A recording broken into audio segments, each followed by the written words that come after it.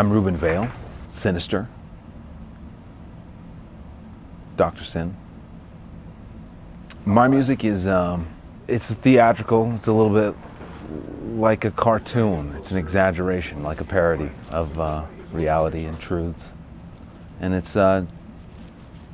has a particular sound I've been cultivating all along.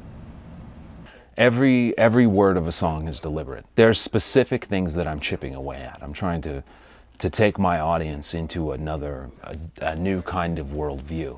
And so I'm doing that like a mosaic, one piece at a time, one tile at a time, if you will.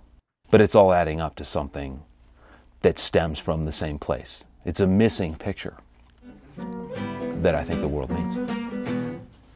You know I play the truth, the gods they gave me. You know I play the fools, the ones who try to play me. I was a trifle bit too cruel. It's my nature, baby. It's called nature, baby.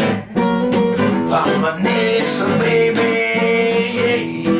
I've got the sparkle of the green, the dancing tongue of the unseen. And you're never gonna sell me what I already own. Can't you see I am a humble man? Now give me my throne. Don't you see I am a humble man? Now give me my throne. Yeah, yeah. Whoa, yeah.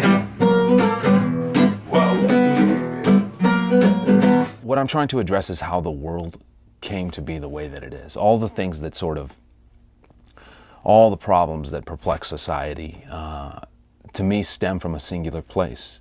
It stems from the part of our prehistory that hasn't been told.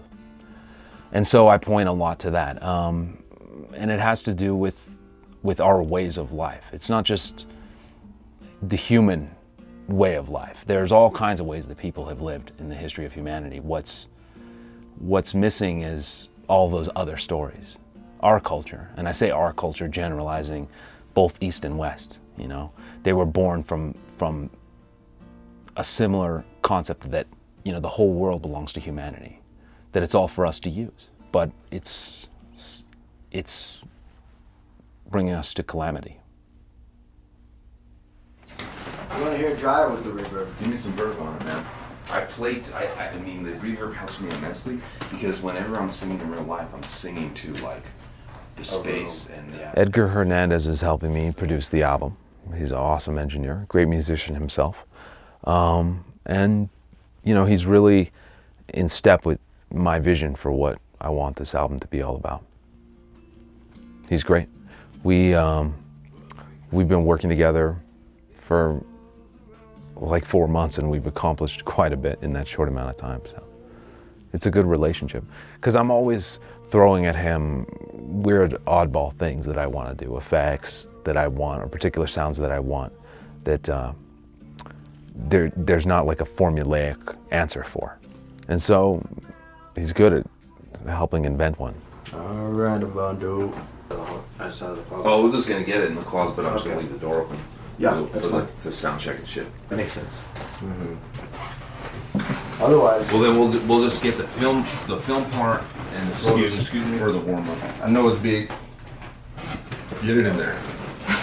yeah. My musical journey's all been about cultivating like a sense of identity, something that, of course, drew from the places that I was inspired, but also that was mine. You know, I feel like a lot of artists today, they draw from too few inspirations, you know. So I draw a lot from outside of music. I've had to collect what it is that I'm really about, what this record and in fact everything that comes after it stands for.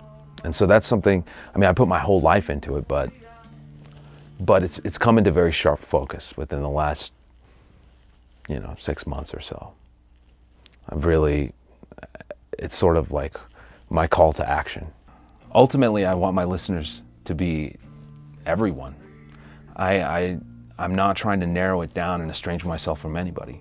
The message, although it comes in a particular package that isn't for everyone, that package is evolving, you know. Right now I'm trying to get attention. when I have attention, I want everybody to listen to it.